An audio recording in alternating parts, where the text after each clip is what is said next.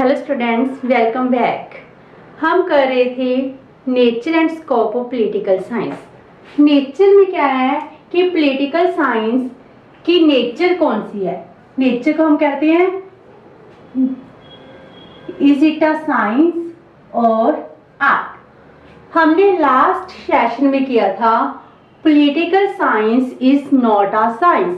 It means क्या था, कुछ थिंकर कह रहे हैं पॉलिटिकल साइंस को हम साइंस नहीं कह सकते, क्योंकि साइंस क्या है, कॉज एंड इफेक्ट की स्टडी है, सिस्टमेटिकली लॉस की स्टडी है, यूनिक लॉ होते हैं which are true in universe, और इसके रिजल्ट्स क्या होते हैं, एग्जैक्ट्स होते हैं। लेकिन पॉलिटिकल साइंस में ऐसा कुछ भी नहीं है। जो इसके लॉ हैं, डेफिनेशंस हैं, टर्म्स हैं, वो यूनिवर्सल नहीं है, ना ही इसमें कोई प्रेडिक्शन है जो ट्रू हो, तो हम इसको साइंस नहीं कह सकते। आज हम करेंगे सेकंड व्यू, पॉलिटिकल साइंस को हम साइंस क्यों कह सकते हैं। Political science is a science. तो कुछ और थिंकर्स हैं लाइक एस गार्डनर एंड जीटर, उन्होंने कैसे डिफाइन किया है कि पॉलिटिकल साइंस एक साइंस हो सकती है। तो फर्स्ट व्यू क्या है, a different definition of science। उन्होंने कहा है पॉलिटिकल साइंस कौन सी साइंस है, it is a social science. Social science क्या होती है, जिसमें हम ह्यूमन बिहेवियर की स्टडी करते हैं। अगर हम ह्यूमन बिहेवियर की स्टडी कर रहे हैं तो उसमें भी कुछ लॉ को डिडक्ट किया जा सकता है। अगर हम ह्यूमन बिहेवियर की, पॉलिटिकल प्रॉब्लम्स की सिस्टमैटिकली स्टडी करते हैं तो हमारे पास बहुत से लॉ, बहुत सी एग्जैक्टनेस ट्रूथ हमारे सामने आती हैं। जितनी भी हमारी पॉलिटिकल प्रॉब्लम्स हैं, इन पॉलिटिकल प्रॉब्लम्स का सल्यूशन अपने आप में क्या है, एक लॉ है। तो हम क्या कह रहे हैं, पॉलिटिकल प्रॉब्लम्स का सल्यूशन निकालना, this is also a law. So इन्होंने डिफरेंट डेफिनेशन दी है कि साइंस ये नहीं है कि एक सिस्टमेटिकली स्टडी की जाए जिसका जो हर जगह क्या हो, ट्रू हो, जिसके रिजल्ट एक जगह एक जैसे हो। लेकिन जब हम ह्यूमन बिहेवियर की स्टडी कर रहे हैं तो उसके डिफरेंट प्रॉब्लम्स हैं, उन डिफरेंट प्रॉब्लम्स का सॉल्यूशन भी एक साइंस माना जा सकता है। सो पॉलिटिकल साइंस को हम क्या कह सकते हैं, is it a science. Second is scientific methods are applied in political science. Arguments क्या कहते हैं कि पॉलिटिकल साइंस में साइंटिफिक मेथड नहीं यूज किए जाते थे, लेकिन जो इसके फेवर में है वो कह रहे हैं साइंटिफिक मेथड्स को हम यूज कर सकते हैं। इसके साइंटिफिक मेथड आते कहां से हैं, इसका सोर्स क्या है, इसका सोर्स है हिस्ट्री। हिस्ट्री का मीनिंग ये नहीं है कि जैसे हम पास्ट में राजे महाराजों की कहानी कर कर आए हैं वो ही हिस्ट्री है। हर एक सब्जेक्ट की हिस्ट्री होती है। पॉलिटिकल साइंस की भी हिस्ट्री है। पॉलिटिकल साइंस कहाँ से स्टार्ट हुई, स्टेट कैसे बनी, गवर्नमेंट कैसे हुई, इसके डेमोक्रेसी का जन्म कैसे हुआ, मोनार्की कैसे, that is also the part of history. तो पॉलिटिकल साइंस में जितने भी टर्म्स हैं वो क्या है, उन टर्म्स की एक हिस्ट्री है, और उन टर्म्स का सोर्स किससे आता है, हिस्ट्री से। मीन्स हम कह रहे हैं जैसे गवर्नमेंट की फॉर्म चेंज हो गई। गवर्नमेंट की फॉर्म का चेंज होने का मीनिंग क्या है कि पहले जैसे मोनार्की थी, मोनार्की से हम कहाँ आ गए, डेमोक्रेसी में आ गए। तो हम कैसे आए, क्यों आए, वो चेंज क्यों आया, तो ये क्या है, साइंटिफिक मेथड अप्लाइड किए गए। हमें पता चला अगर मोनार्की होती है, मोनार्की में सोसाइटी का वेलफेयर कम हो जाता है। सोसाइटी के वेलफेयर के लिए जरूरत है डेमोक्रेसी की। सो डेमोक्रेसी की डेवलपमेंट के साथ ही लोगों का वेलफेयर होगा, उनकी अवेयरनेस डेवलप होगी, तो वो पॉलिटिक्स में पार्टिसिपेट करेंगे। तो आज की जो पॉलिटिकल साइंस है जी ह्यूमन के बिहेवियर के ऊपर डिपेंड कर रही है, जी बिहेवियरिज्म की स्टडी है। That's why we can say इसमें भी साइंटिफिक मेथड्स हैं अप्लाई किए जा सकते हैं। जब किसी सब्जेक्ट में साइंटिफिक मेथड्स अप्लाइड किए जा सकते हैं तब हम उसको डेफिनेटली साइंस कह सकते हैं। Now third point is general principles can be fixed in political science. It means क्या है कि हम पॉलिटिकल साइंस में एक जनरल प्रिंसिपल भी डिडक्ट कर सकते हैं। जैसे एरिस्टोटल, इन्होंने क्या किया, इन्होंने 158 कंट्रीज की कॉन्स्टिट्यूशन की स्टडी की। उनकी स्टडी करने के बाद इन्होंने फाइंड आउट किया कि जितनी भी रेवोल्यूशंस होती हैं उन रेवोल्यूशंस का कॉज क्या होते हैं, उन रेवोल्यूशन का कॉज है इन इक्वालिटीज। मीन्स इकोनॉमी में कंट्री में एक बहुत रिच लोग हैं जैसे अंबानी अडानी, और दूसरी तरफ बहुत ही गरीब लोग हैं जिनको 2 टाइम्स की खाना नहीं मिल रहा। इट मीन्स क्या है, जब इकोनॉमी में बहुत ज्यादा इनक्वालिटीज इंक्रीज हो जाती हैं तो क्या होती है, रेवोल्यूशन होती है। तो उन्होंने क्या निकाला है, एक जनरल लॉ निकाला है, एक प्रिंसिपल निकाला है कि जब किसी भी कंट्री में इनक्वालिटीज बढ़ेंगी, अमीर और गरीब में डिफरेंस इंक्रीज होगा, तो वहां रेवोल्यूशन होगी होगी। इसीलिए बहुत सारी सरकारें इन इनक्वालिटीज को कम करने की कोशिश कर रही है। इसके लिए ही गरीब को क्या मिल रही है, सब्सिडी मिल रही है, और जो रिच पर्सन हैं उनमें क्या लग रही है, टैक्सेस लग रही है। प्रोग्रेसिव टैक्स की वजह से ज्यादा टैक्स पे करे ताकि इनइक्वालिटीज को रिड्यूस किया जा सके। Then fourth is applications of principles in actual political organizations is possible। हम क्या कहते हैं कि जो प्रिंसिपल्स होते हैं आफ्टर सिस्टेमेटिक स्टडी के बाद अप्लाई किए जाते हैं।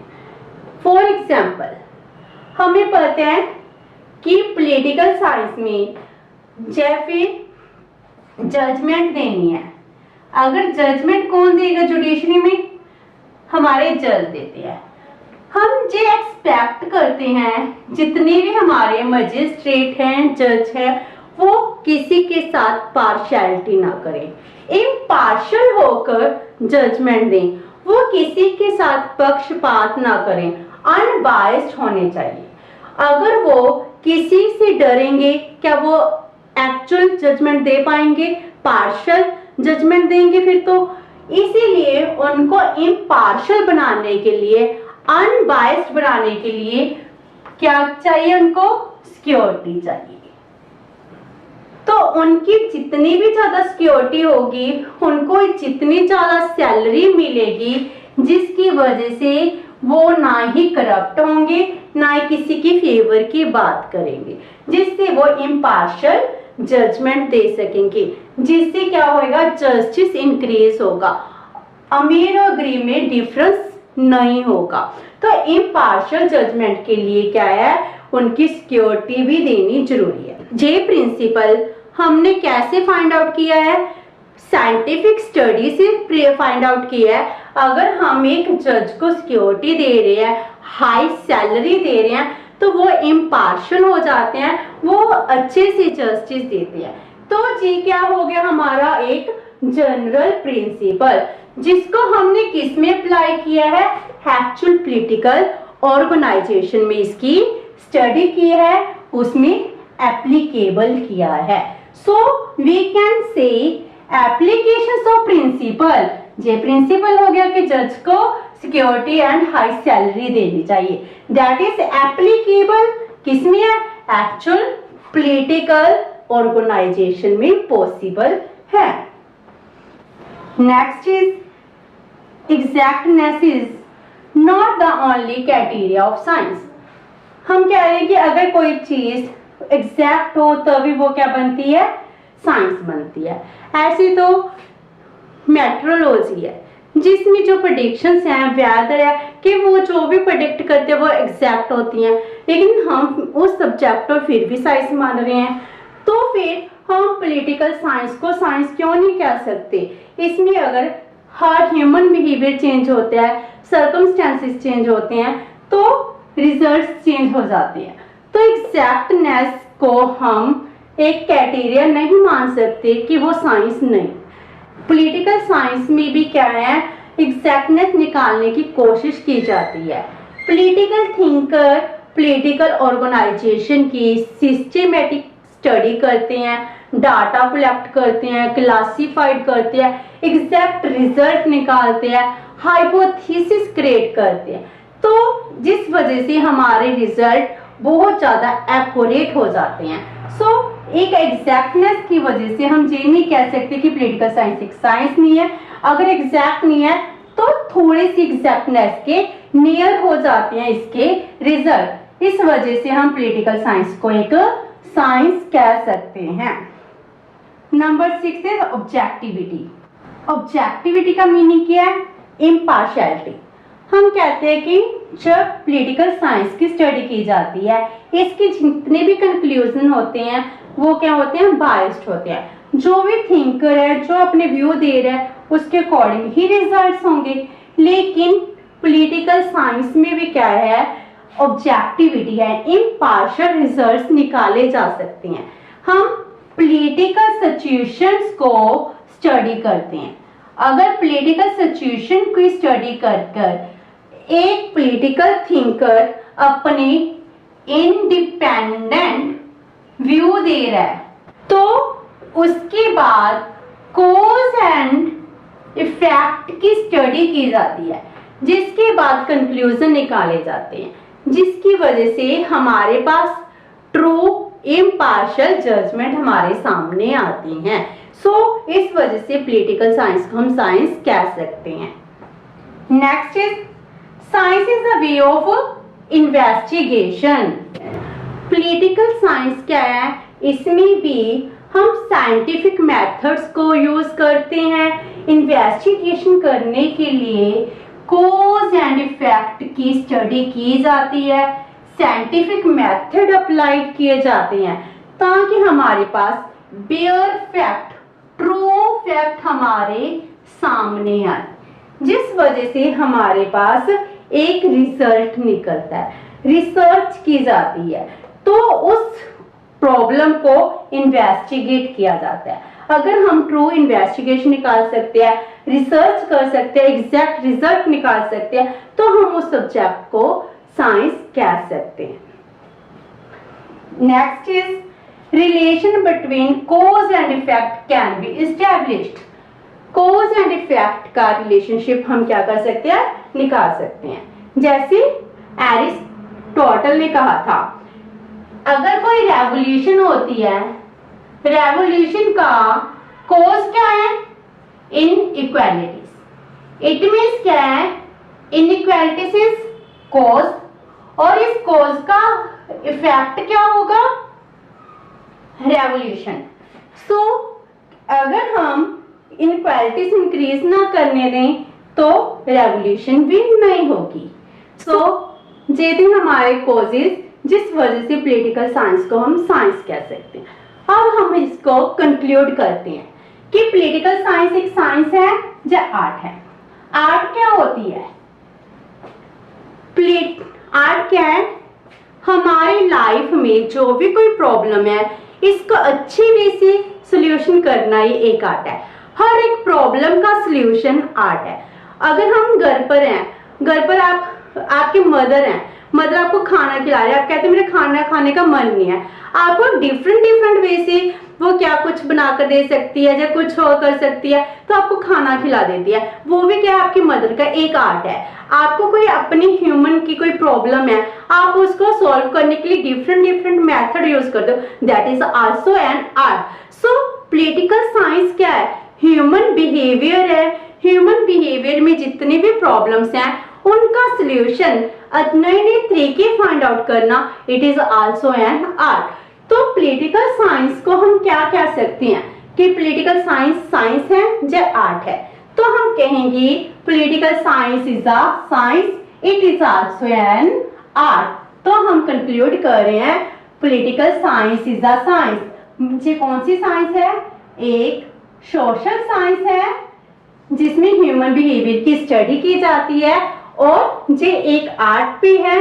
उन प्रॉब्लम्स को बहुत अच्छे तरीके से सॉल्व किया जाता है। किसी भी प्रॉब्लम का सॉल्यूशन अपने आप में ही एक आर्ट होता है। विद दिस हम यही कंक्लूड करें political science is both, it is a science and also an art. With this हमारा nature and scope of political science complete होते हैं।